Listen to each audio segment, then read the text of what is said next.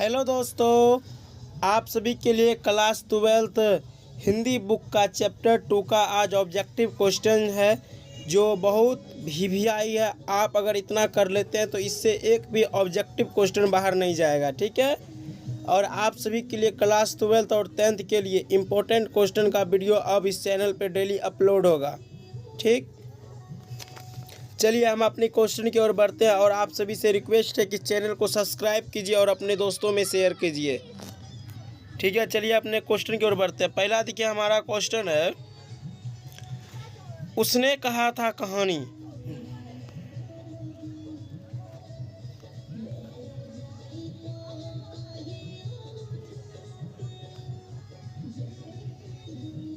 उसने कहा था कहानी कब प्रकाशित हुई।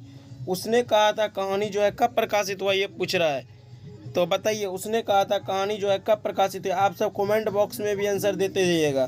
देखिए, उसने कहा था जो कहानी है 1915 में प्रकाशित हुई। कब प्रकाशित हुई? 1915 में प्रकाशित हुई, ठीक है। चलिए अब नेक्स्ट क्वेश्चन की ओर बढ़ते हैं। हमारा नेक्स्ट क्वेश्चन है, उसने कहा था कहानी किस शहर का चित्रण है।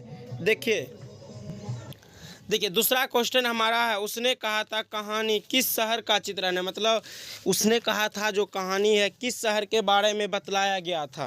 तो आपका ऑप्शन ए है कि लुधियाना में, ऑप्शन बी है अमृतसर में, ऑप्शन सी है जयपुर में, ऑप्शन डी है लखनऊ में। तो कौन सा होगा? कमेंट बॉक्स में आप भी आंसर देते जाइएगा। तो इसका हो जाएगा अमृतसर में। कहाँ हो जाएगा? अमृतसर में। चलिए अपने नेक्स्ट क्वेश्चन की ओर बढ़ते हैं। हमारा नेक्स्ट क्वेश्चन क्या है, देखते जाइए।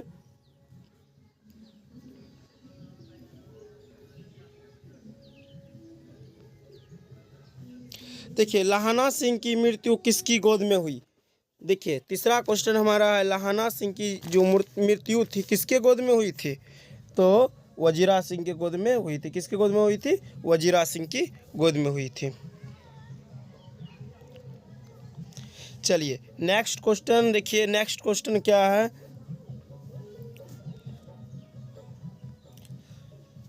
प्लूटन का विदूषक कौन था। प्लूटन जो था उसका विदूषक कौन था, ठीक है। तो प्लूटन का विदूषक कौन था वो आप सबको बताना है। तो आप सब बताइए प्लूटन का विदूषक कौन था। तो देखिए प्लूटन का विदूषक जो था वजीरा सिंह था। कौन था? वजीरा सिंह था, ठीक। चलिए अपने नेक्स्ट क्वेश्चन की ओर चलते हैं। हमारा देखिए नेक्स्ट क्वेश्चन क्या है, सूबेदार हजारा सिंह के लड़के का क्या नाम था। सूबेदार हजारा सिंह जो है उसके लड़के का क्या नाम था। तो क्या नाम था सूबेदार हजारा सिंह का लड़के का नाम? तो बोधा सिंह नाम था। क्या नाम था? बोधा सिंह। क्या नाम था? बोधा सिंह।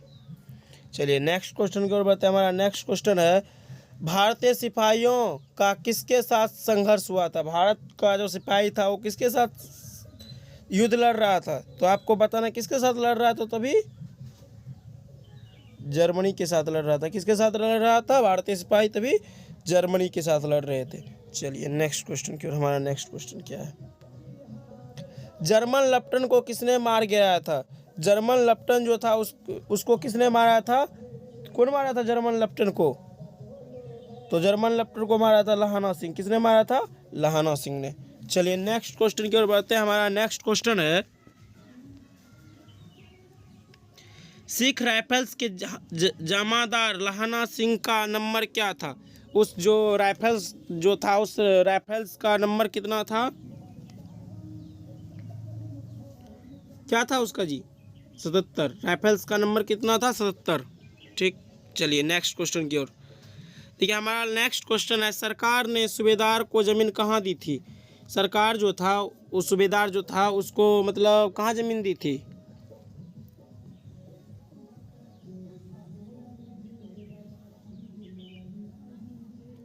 कहाँ दी थी? तो लायलपुर में दी थी, ठीक। कहाँ दी थी? लायलपुर में दी थी। चलिए, सूबेदारनी ने अपने पति एवं पुत्र की रक्षा के लिए किससे कहा। तो देखिए सूबेदारनी जो था, सूबेदारनी क्या की थी।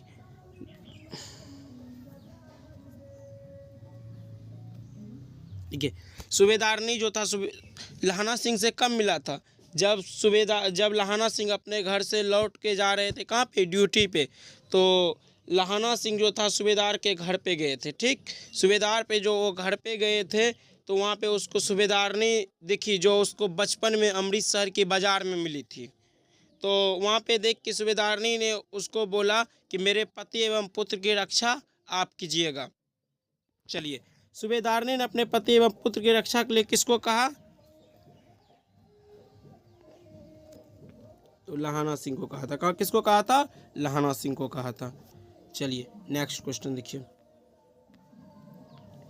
लहाना सिंह का सिर अपनी गोद में लेकर कौन बैठा? लहाना सिंह का सिर अपनी गोद में कौन बैठा था?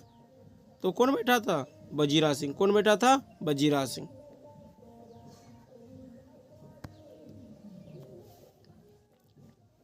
चलिए नेक्स्ट क्वेश्चन की ओर चलते हैं। हमारा देखिए नेक्स्ट क्वेश्चन क्या है। गुलेरीजी का जन्म हुआ था। गुलेरीजी का जन्म कहाँ पे हुआ था? तो जयपुर राजस्थान में हुआ था। कहाँ पे हुआ था? जयपुर राजस्थान में हुआ था। ठीक, जयपुर राजस्थान में। गुलेरीजी का जन्म कहाँ पे हुआ था? जयपुर राजस्थान में।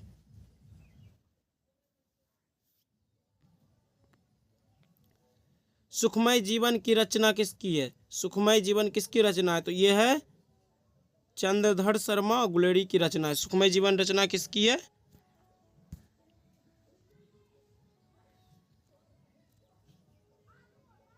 सुखमय जीवन की रचना किसकी है? तो चंद्रधर शर्मा गुलेरी की है। किसकी है?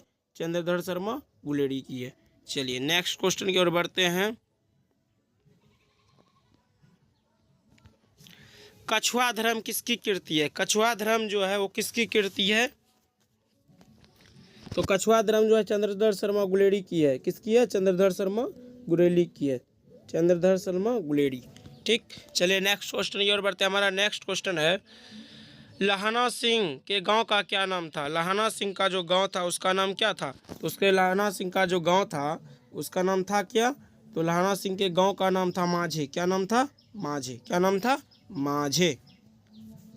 चलिए नेक्स्ट क्वेश्चन की ओर। लहाना सिंह किस पद पर था? लहाना सिंह जो था किस पद पे था? तो जमींदार के पद पे था। किस पद पे था? जमींदार के पद पे। ठीक, चलिए नेक्स्ट क्वेश्चन की ओर। कौन सा निबंध गुलेरी रचित नहीं है? गुलेरी जी इसमें से कौन सा रचित नहीं लिखा? कौन सा रचित नहीं है? निबंध उसका नहीं है गुलेरी जी का। तो देख लीजिए।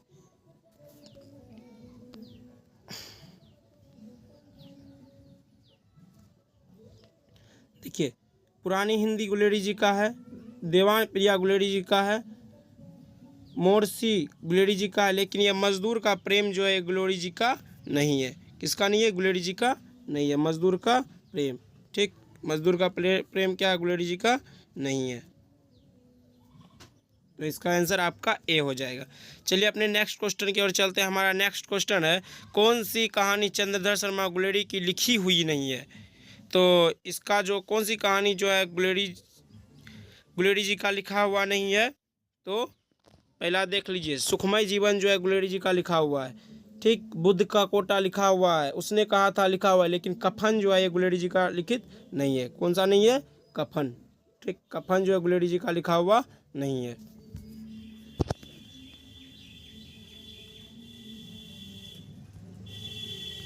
बीस नंबर का क्वेश्चन देखिए। गुलेरी जी किस गांव के निवासी थे? गुलेरी जी का जन्म किस गांव में हुआ था? तो आपको बताना है गुलेरी जी का जन्म कहाँ पे हुआ था। तो आपको बताना है कहाँ पे हुआ था जी? गुलेर में। कहाँ पे हुआ था? गुलेर में। गुलेरी जी का जन्म कहाँ पे हुआ था? गुलेर में। उसने कहा था कहानी के कहानीकार कौन है? तो चंद्रधर शर्मा गुलेरी। और ये बाल कृष्ण भट्ट क्या है? बातचीत के लेखक है। ठीक,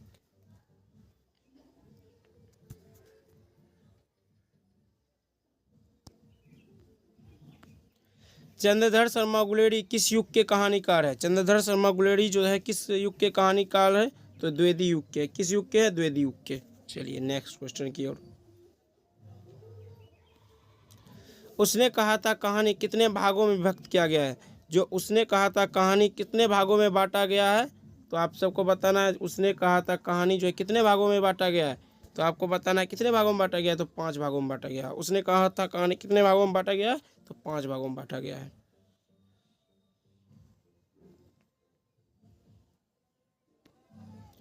चंद्रधर शर्मा गुलेरी का जन्म कब हुआ था? तो आप सबको बताना है चंद्रधर शर्मा गुलेरी का जन्म कब हुआ था। तो आप सब बताइए चंद्रधर शर्मा गुलेरी का जन्म कब हुआ था? तो 7 जुलाई 1883 ईस्वी में उसका जन्म हुआ था, चंद्रधर शर्मा गुलेरी का। लहना सिंह किस कहानी का पात्र है? तो उसने कहा था, किस कहानी का पात्र है? उसने कहा था। ठीक, देखिए जूठन जो है वो प्रकाश वाल्मीकि लिखे हैं। ठीक, लहना सिंह किस कहानी के पात्र है? तो उसने कहा था जो है उस कहानी के पात्र है। चलिए नेक्स्ट क्वेश्चन की ओर। उसने कहा था कहानी किस प्रकार की कहानी है? तो इसमें देखिए उसने कहा था कहानी जो है किस प्रकार की कहानी, आप सबको बताना है। उसने कहा था कहानी किस प्रकार की कहानी है? तो एक क्या है जी, बोलिए आप सभी कि आप सब कमेंट में कीजिएगा 25 नंबर का। उसने कहा था कहानी किस कहानी का पात्र है? तो देख ले इस कहानी का पात्र जो है ये कर्म प्रधान बताता है। उसने कहा था कहानी जो है किस प्रकार की कहानी है? कर्म प्रधान, अपने कर्म के बारे में। पुरानी हिंदी रचना किसकी है? तो चंद्रधर शर्मा गुलेरी की है। ठीक, पहले ही आपको बता दिए पुरानी जो रचना है किसकी है? चंद्रधर शर्मा गुलेरी की है।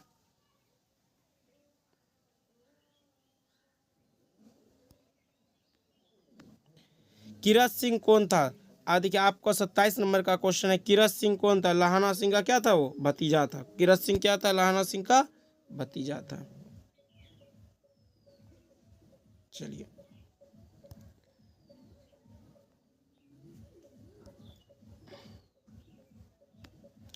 बचपन में लहाना सिंह लड़की से बार बार कौन सा प्रश्न पूछता था?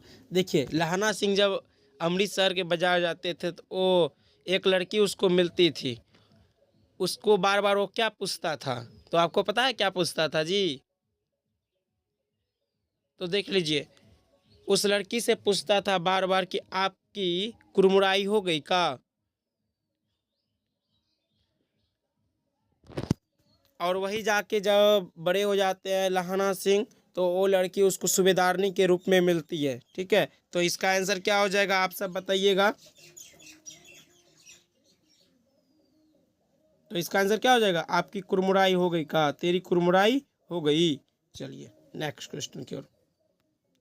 अमृतसर में लहाना सिंह के कौन रहते थे? तो अमृतसर में लहाना सिंह के कौन रहते थे? तो उसके मामा रहते थे। कौन रहते थे? मामा। ठीक, चलिए नेक्स्ट क्वेश्चन। कुराई का क्या अर्थ होता है? तो कुराई का अर्थ क्या होता है आपको बताना है। कुराई का अर्थ क्या होता है? कुराई का अर्थ क्या होता है? कुराई का अर्थ क्या होता है? मंगनी होता है। कुराई का अर्थ क्या होता है? मंगनी होता है।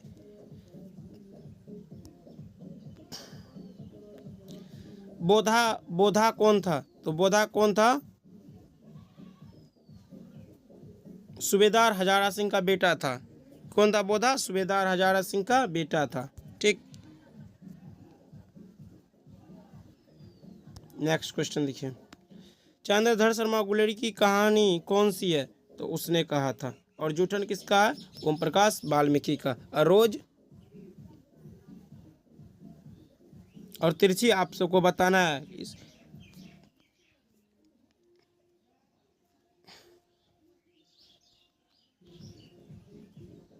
देखिए इसका क्वेश्चन आपको कमेंट बॉक्स में आंसर देना है, इस तीनों का।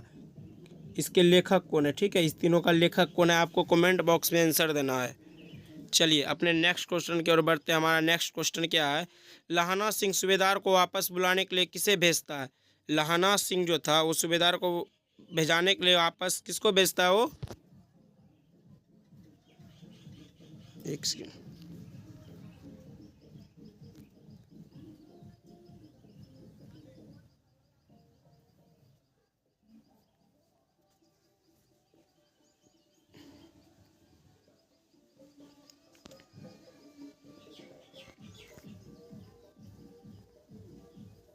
लहाना सिंह सूबेदार को वापस बुलाने के लिए किसको भेजता है?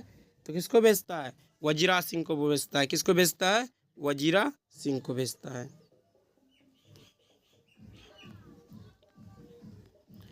लहाना सिंह के मामा कहाँ के रहने वाले थे? तो वही अमृतसर के रहने वाले थे।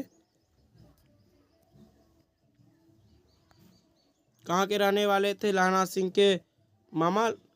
अमृतसर के। चलिए नेक्स्ट क्वेश्चन। उसने कहा था किस वर्ष की रचना है? उसने कहा था जो कहानी है वो किस वर्ष की रचना है? तो किस वर्ष की रचना है? 1915 की। किस वर्ष की रचना है? 1915 की।